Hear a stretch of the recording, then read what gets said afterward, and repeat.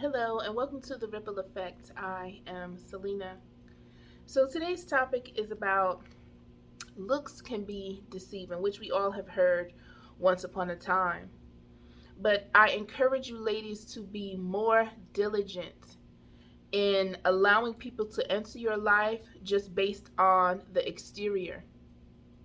Because sometimes we'll see a person and just feel like, oh, they look like they have it all together, or how they are presenting themselves in the earth. And truth be told, they are not who they are. So, understanding that the enemy is very, very good at what he does. And he will not necessarily present a person to you and say, you know what, this is the person that's going to destroy your life. Because I'm sure if you can think back in the recesses of your mind and thinking about a person that you have met the first day, compared to the ending of that relationship, whether it's a friend, a family member, um, a boyfriend, marriage, what have you, compared to the ending day, it may not have been the same. And so for me, I had to figure out, which I'm grateful and I pray for, is a spirit of discernment. I have prayed that when someone enters my life, or they attempt to anyway, because it's a velvet rope over here. Everybody just can't walk over here and get in that VIP. You know what I'm saying? So I will pray, dear God, help me to see this person's heart, who they really are. And not, I won't say that every time, I'm just oblivious. Not oblivious. I'm exempt from someone coming into my life and hurting me.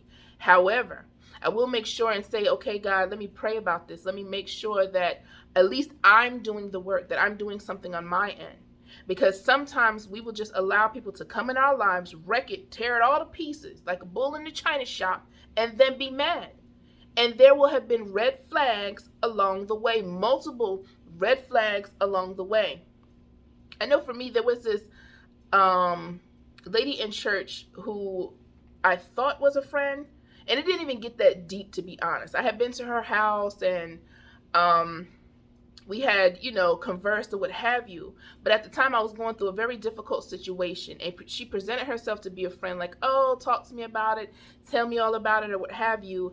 And after I told her, she was like, oh, that's so, tragic. I'm sorry to hear that. And, like, I'll call you and, we can talk and pray about it or whatever.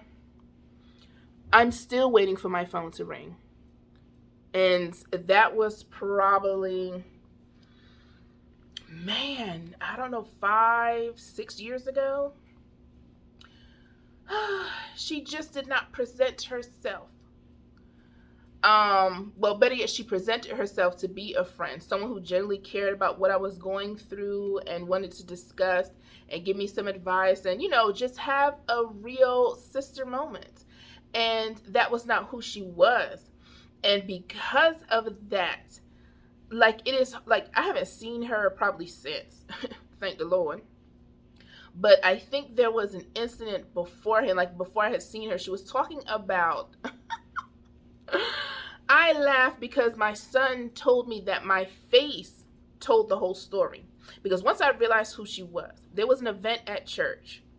And I doubt she's going to see this anyway. And even if she does, I could care less. So there was an event happening at the church. There was like I don't know, women's ministry, something. I can't really remember. Like I said, this was some time ago. And they were talking about how the ladies in the church were getting together and going to this place. It was out of town. I don't remember where.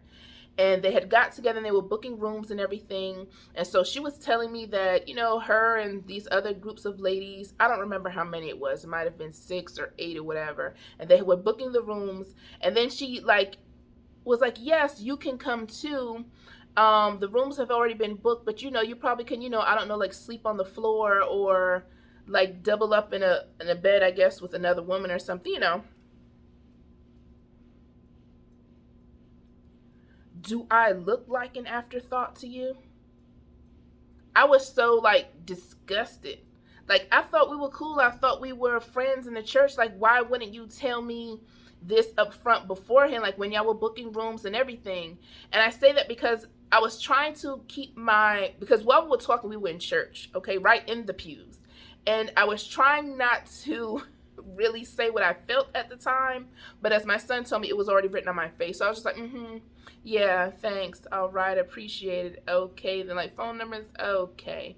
And I was just like, okay. And I never went on the event because I'm not sleeping on anybody's floor. I've already been there through the journey of being a single mother. No, thank you. And so, how she appeared to be, she was married, she had a child around my son's age, and she just seemed to come across as if she genuinely cared, but she didn't. And there were flags along the way. Like for me, you keep your word. Because like my father once said, a man is just his word. That's all he has at the end of the day. That's what you have is your word. And if you cannot keep your word, everything else to me is meaningless. Don't tell me one thing and go do another. I just don't operate that way. I don't do liars and people like that. Keep that somewhere else, not in my life. If you want to go lie, go be friends with Satan because he is the father of all lies. So how she presented herself, she just wasn't who I thought she was. And it's okay. Like, I understand. Like, for me, it's okay because you don't have to be a part of my life. And that's cool. That's fine. But I'm not going to have you in my life and also lying and just not being a friend. And that's who I thought she was. And I know as women, as ladies, we struggle in that area.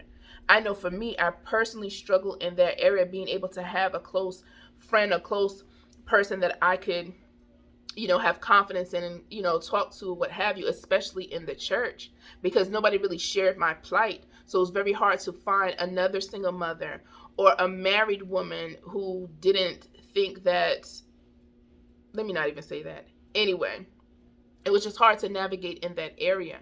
And so for us, sometimes when we're looking for prospective mates, a guy can present himself in such a way. He's driving the newest car. He has a nice suit on, or even if it's jeans and a t-shirt, whatever your preference is, what he may present himself as, that's not who he really is. And we have to be willing to do the work, be willing to look past what merely the exterior is, because some of us have been led astray, not necessarily because we didn't see the signs. Some of us have picked up those same signs right out the ground and just put them on our backs, and just carry them along the way throughout the relationship. And God has showed us those signs for a reason, not for us to just simply accept them. It's up to you whether you're going to decide, okay, if this person is presenting themselves, the old saying, if it looks too good to be true, it might be that way. It might not be what we are expecting. And it's our job to do the work, to look past what we may be seeing. And it's okay not to, like I said, not throw the person away, just to look deeper to see what this person really is. Are they really who they say they are? Because I met this particular person, and like as soon as I met them and told them what I did, and they were telling me what they were doing. For starters, she tried to diminish what I was doing. So that's red flag number one.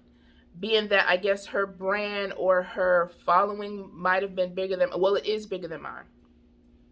And so she tried to diminish what I was doing. Then it was follow her or do something to get on her bandwagon. One, I just met you. I don't know you. I don't know anything about you. And the vibe that I'm getting from jump, I don't know about that spirit that you have, but I don't necessarily need it in my life, nor do I want it. And so if that's who you are, that's fine. I don't believe in matching necessarily energy, how people say, you give me that negative or whatever, what's up, I'm gonna give it right back to you. I'll just leave you alone. Let God deal with you. I don't have time. I'm too old and I'm too grown to sit there and want to be, internet tough guys. I don't have time for all of that foolishness. I'm trying to do the work of the Lord. And when you are operating in that, when you figure out, okay, this person has become something that they did not present themselves to be, you have a choice to accept it or not. And if you're not going to accept, you don't necessarily have to make a big scene all about it. You can just remove yourself little by little by little, unless it's something that necessarily has to be addressed. You can still walk away from the situation without having to match energy, as they would say, or what have you.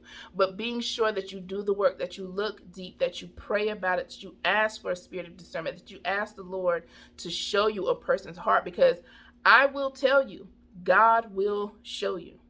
Sometimes he will show you more than what you have asked for. I have had that happen to me plenty of times where I've asked, okay, what is this person about? What is their heart? What are their true intentions?